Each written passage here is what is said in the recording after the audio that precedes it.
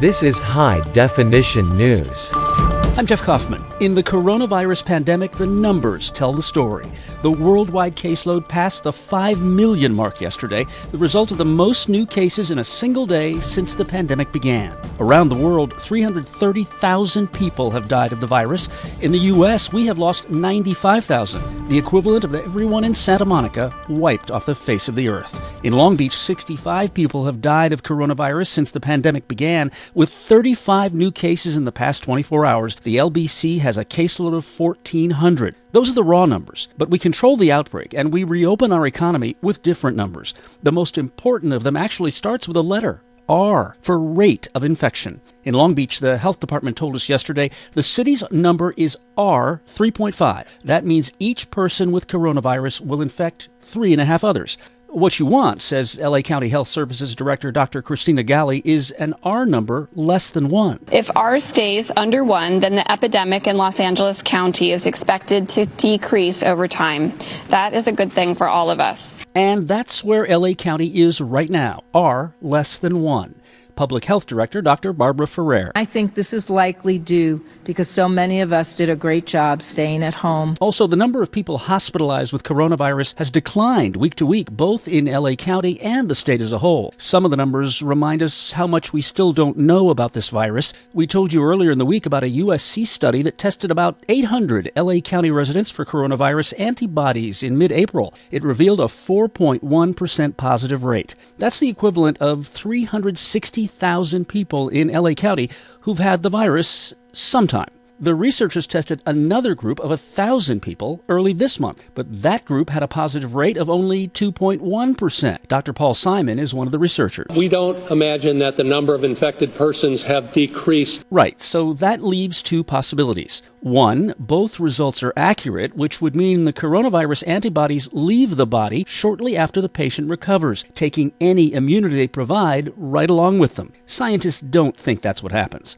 Two, the study's methodology was flawed. That's what scientists think happened. For one thing, no kids, homeless people, nursing home residents, or jail inmates got tested. Researchers say they'll fix that next time. So one step back, but one step forward. Researchers at Beth Israel Medical Center in Boston injected a prototype vaccine into some monkeys, exposed them to the coronavirus, and the monkeys produced antibodies that wiped out the infection. Another step forward. At Emory University in Atlanta, Dr. John Roback says researchers have found almost everybody who gets the virus produces protective antibodies within 6 days. Not only shows that you've been exposed to the virus and have made antibodies against it, but those antibodies, at least to the extent we've tested now, seem to correlate with blocking of viral infection.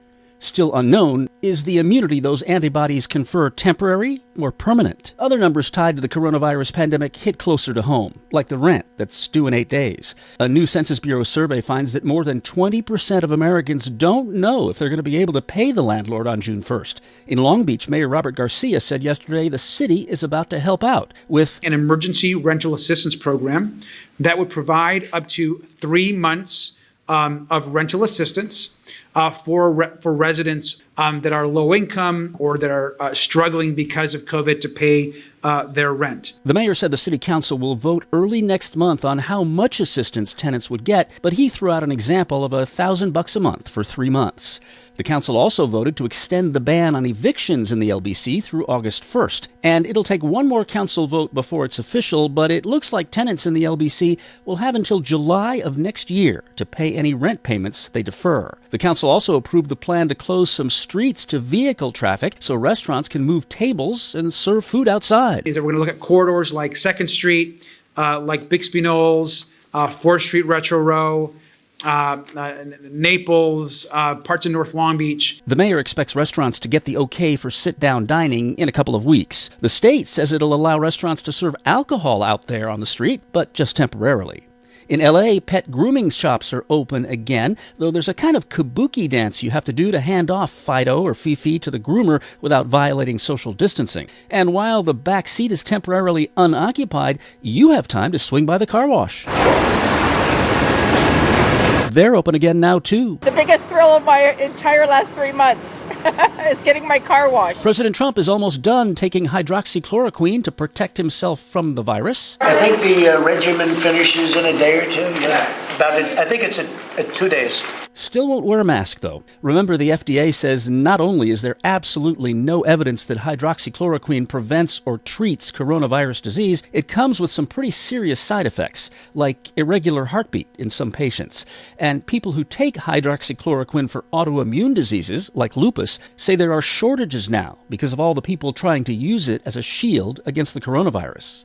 On the question of whether the House Judiciary Committee will get to see those grand jury transcripts from the Mueller investigation that the Justice Department does not want them to see, the Supreme Court punted yesterday. The answer for now is no, but the justices will hear arguments in June. Trump. For consequences. President Trump yesterday threatened to withhold federal aid to Michigan if Democrats go ahead with a plan to send an application for a vote-by-mail ballot to every registered voter in the state. Mail-in ballots are very dangerous. There's tremendous fraud involved and tremendous illegality. That is objectively false, a claim that has been debunked in study after study. Vote fraud is so rare that the Vote Fraud Commission the president appointed early in his term to look into it quit and disbanded because there is no there. You got to go and vote. People have to check you. They have to see that it's you. They're supposed to look at you and check you and make sure that, when you get thousands of ballots and they put them in a bag and they just bring them in and people start counting, who knows where they come from? This is bonkers. Vote-by-mail ballots come to the vote counters from the United States Postal Service. Again, studies have shown billions of votes, a handful of fraudulent votes. The Conservative Heritage Foundation lists more than 1,200 cases of what it calls voter fraud on its website, but most of them involve candidates lying about where they live in order to run for office, not voters voting fraudulently. It's easier to find the Loch Ness Monster than a case of voter fraud. The president did get one thing right, though. Voting is an honor.